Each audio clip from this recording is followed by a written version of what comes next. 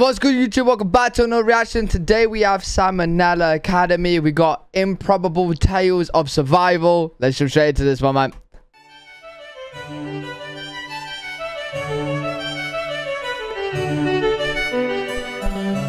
Hey kids, the human spirit is a very powerful thing. With the right temperament, it can allow us to survive things you wouldn't believe. True. However, some people are stronger than others. For example, I've never so much as broken a bone in my life. Haven't been hospitalized since that first time 20 years ago. So I'm like 90% certain if I'm ever forced to dance with death, my soul's pussying out to the grave. On the other end of the spectrum, you got guys like Phineas Gage. Gage was a 25-year-old. You know what? That actually made me laugh quite a bit because I was thinking, you know what? We haven't broken a bone. I haven't broken a bone. So, you know, our survival skills are pretty high up there because we know how to not break the bone. He's like, you know what? No.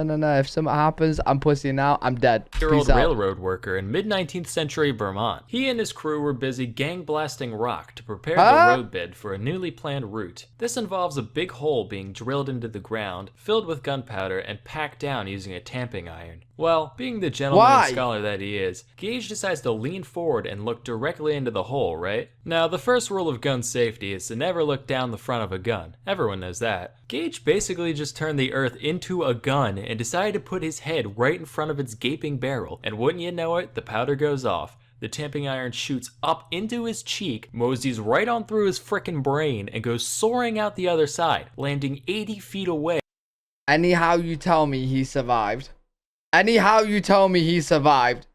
All smeared with blood and thought juice. Now, by and large, Gage should have dropped dead immediately and been thrown into a ravine for his blatant disregard for OSHA regulations. That would have been the end of it. But I guess Shiva Gautama Christ-chan, the one true god, decided Gage still had unfinished business down here on Shit Outta Luck 3. Because after a few minutes of twitching on the ground, he got up, looked around, and thought, well, now's a good time as any for my yearly checkup. According to the doctor he went to, while Gage was retelling the story of what happened, he suddenly started vomiting all over the place, the effort of which, and I quote, pushed out about half a teacup full of the brain, which fell upon the floor. He didn't say what they did with it after. I'm picturing his dog just running over and immediately scarfing it down. This is a lie!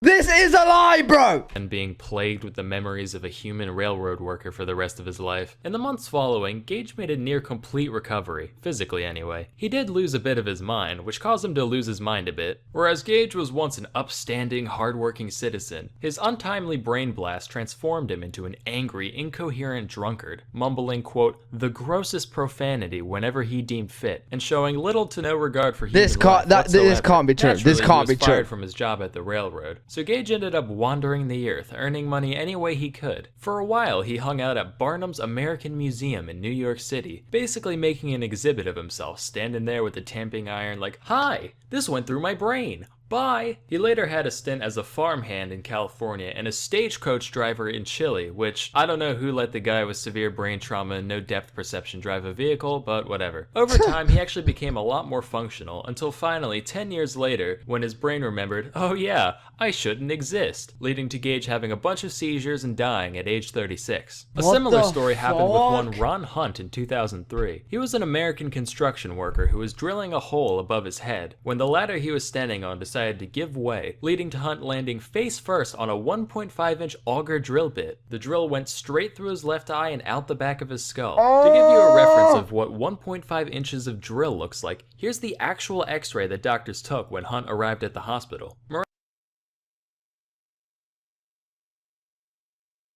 Miraculously, the drill ended up just kind of pushing his brain out of the way, leading to no cognitive impairment whatsoever. Matter of fact, Hunt was perfectly lucid while the doctors tried to figure out the best way to take the thing out of his head. Initially, they considered cutting it out, but that would have been too messy. So eventually they decided to literally just unscrew it from his head, like, alright, hold him still now. Oh, you fucking MILF. Lefty Lucy. Does that mean the top or the bottom? What? It's a roach. Kill me! Kill me! Bro! If this ever happened to me in my eyeball, oh, I hate shit to do with eyes, right? In my eyeball, kill me. Hating circle. And, okay, you hold on for 1 sec. Look, one way the top goes left, one way the bottom. So which? Clearly the one on top. I feel sick. Tell me why. Why clearly? Same reason north is up on the map. It's just common practice. All right, well, sorry for not subscribing to your Eurocentric propaganda, Dan. you soggy cunt.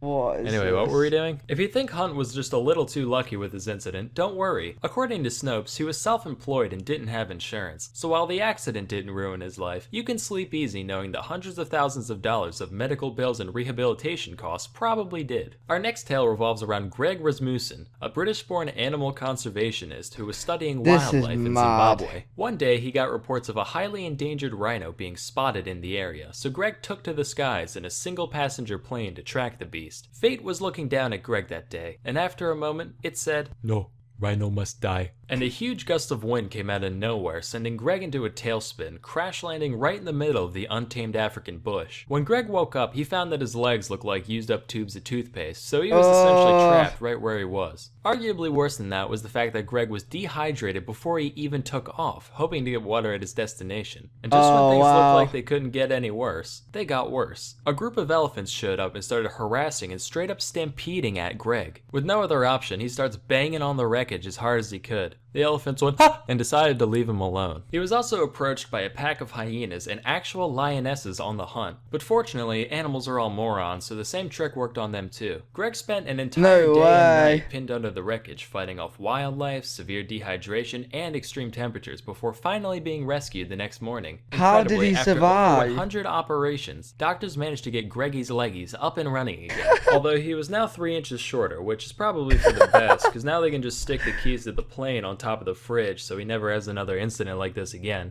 So, moral of the story, us humans are resilient creatures who will do anything in our power to survive. And just as Greg Rasmussen banged on his destroyed plane to ward off predators in Zimbabwe, you should bang on your keyboard right now to ward off predators online with Dashlane. In this day and age, cybersecurity and privacy have never been more important. Really good video though, and that's actually mental how people survive that. There's no way the brain one's fucking real, man. That's actually insane, but really good video. Hopefully you guys did enjoy it too. If you did, make sure to leave a thumbs up, subscribe, and I'll see you all in the next one.